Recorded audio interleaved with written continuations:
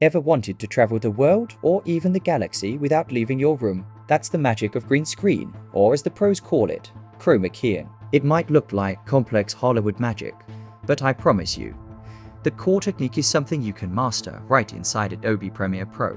In this video, I'm going to guide you step by step through the entire process. We'll cover the essential setup, the one key effect you need to know, and most importantly, all the secret settings to clean up your key and make it look absolutely seamless. Stick around, because you're about to unlock a superpower for your videos.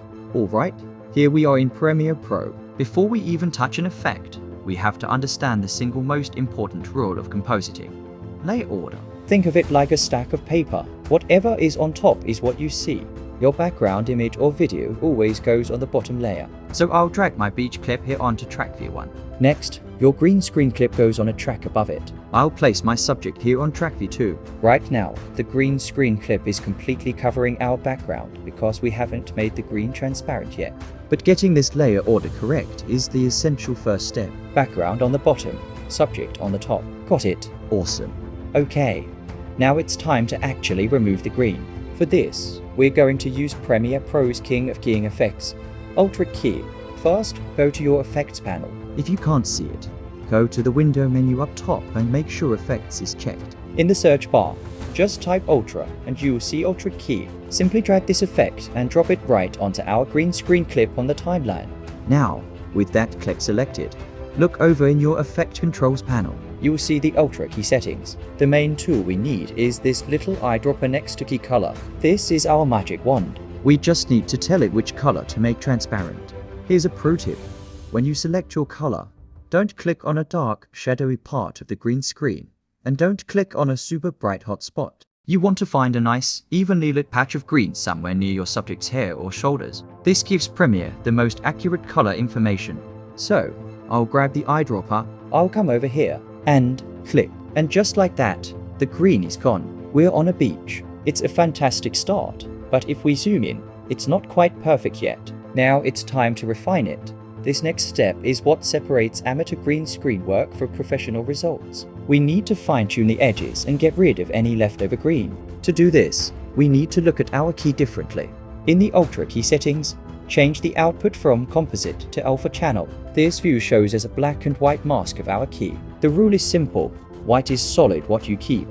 Black is transparent, what you remove. Any shades of gray mean we have problem areas, like transparency or noise. As you can see, our subject should be solid white, and the background solid black. We have some grayish speckles in the background, and our subject isn't perfectly white. Let's fix this using the matte generation settings. The two most important sliders here are pedestal and highlight.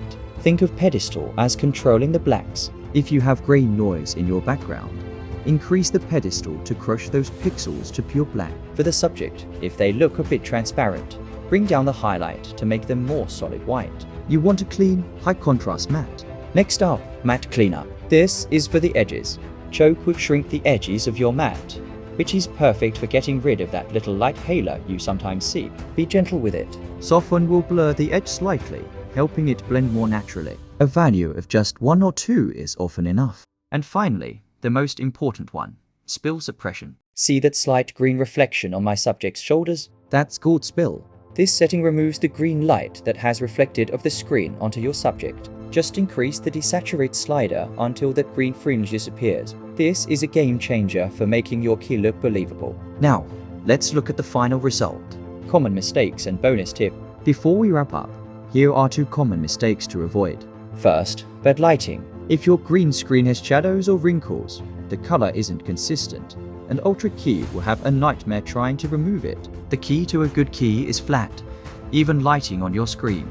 Second, don't wear green or anything too close to the color of your screen, because anything that matches the key color will also become transparent. And a bonus tip: if you have things in your shot that you don't want, like light stands or the edge of the screen, use a garbage mat. The easiest way is to use the crop effect. Just apply it before the Ultra Key effect in your effect controls and crop out the garbage. This makes the keying process much easier for Premiere. And there you have it. You now have the complete workflow to create professional looking green screen effects. From the layer setup, to applying Ultra Key, to perfectly refining your matte and edges. The only limit is your imagination. The best way to get good at this is to practice. So grab a green sheet, shoot some footage, and start experimenting with those settings. You'll be surprised at what you can create.